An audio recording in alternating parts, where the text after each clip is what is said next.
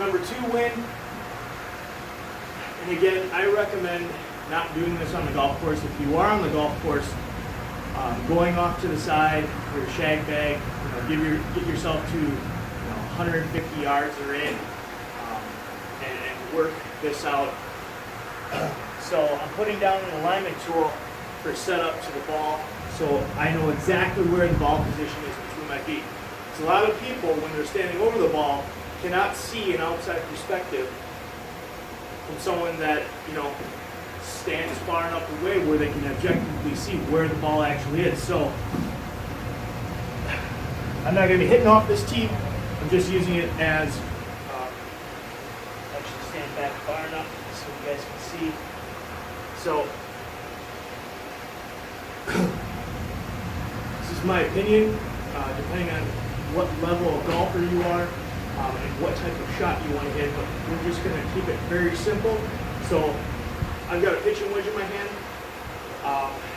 Basically everything up to my 8-iron is center of my stance, maybe just a little bit back of center, because I know how to stay behind the ball when I'm hitting it, giving all my power and my weight behind the ball. But so sand wedge, lob wedge, pitching wedge, gap wedge, everything 8-iron below really should be center of your stance.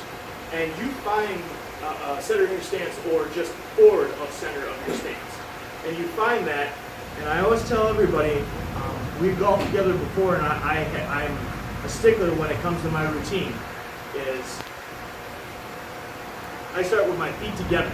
Right now I got this alignment tool down so you know exactly, and you can see exactly between my feet, and so can I.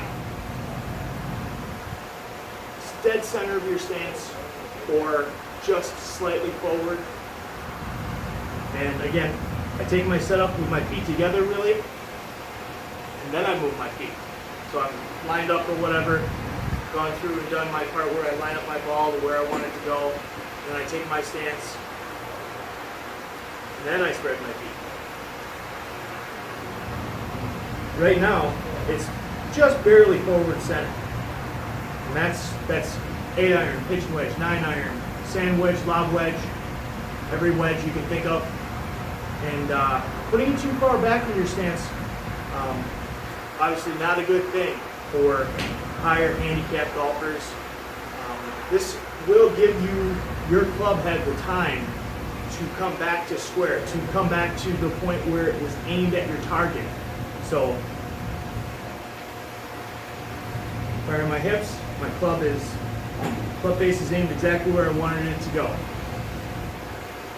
With the longer clubs, 7-iron going forward, just slightly easing back behind the ball this way if you're righty, vice versa if you're lefty. So, and then driver, in my opinion, lined up with your front foot. A lot of people are like, oh, that just feels so weird. Well, remember, with a longer club, more flex in your shaft. If you're able to take a slow motion video and you can actually look at the flex of the shaft, basically at impact, most of the time, that shaft is already kicked back, unflexed. You see in a lot of the pros, you'll see the bow of the shaft, and it's like a bow. But with most people, I mean, that shaft is already straightened out, and it's kicking back into place. And that's why I say, having it there with the front, and that's where you want your driver. 3 wood just inside. And again, with setup, I do the same thing.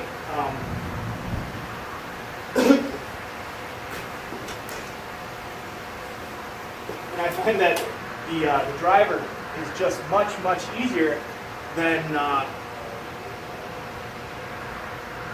everything else, because it's just, I'm moving 1 foot. Now again, I put my driver just inside my foot because I'm staying behind the ball. I'm putting all my weight into my shot so that there's more force and more power. So yeah, taking my setup, and it's just there. I mean, I'm ready to go. There's not much more to it than that. Again, 3 wood, 3-iron, 4-iron, and I mean, like I don't use a 5-wood. I have driver, 3-wood, hybrid, 3 hybrid, which is basically like my 2-iron with the shaft, or a 5-wood really, my rescue club. Hybrid all the way down to 5-iron really are all right in about the same space, maybe tenths of an inch adjustment. You know, it'll depend on my lie, but that's my ball positioning. Now, as far as structure, most all golf professionals that I know of will tell you to put your weight on the balls of your feet, and you get into a tackle position like you're getting ready for someone to tackle you. And that's like the perfect golf position. Good knee bend, little arch in your back, legs not basically shoulder width apart, maybe just inside, but again, that depends on how developed of a golfer you are, because people will sway left and right, back and forth when you should be rotating and turning. Swaying, this is no good. Turning, rotating is good. You will have some lateral movement left to right with your body naturally turning, but again, tackle somebody. This is the move they're going to make. This is the perfect golf position. Giving yourself the stability to turn, aggressively swing at the ball. And that's, I mean, bare bones, that's exactly what you need to do. And again, I recommend the range. Don't work on this stuff on the golf course. Obviously, you've got to try and implement it after you've worked on it, but it's another time.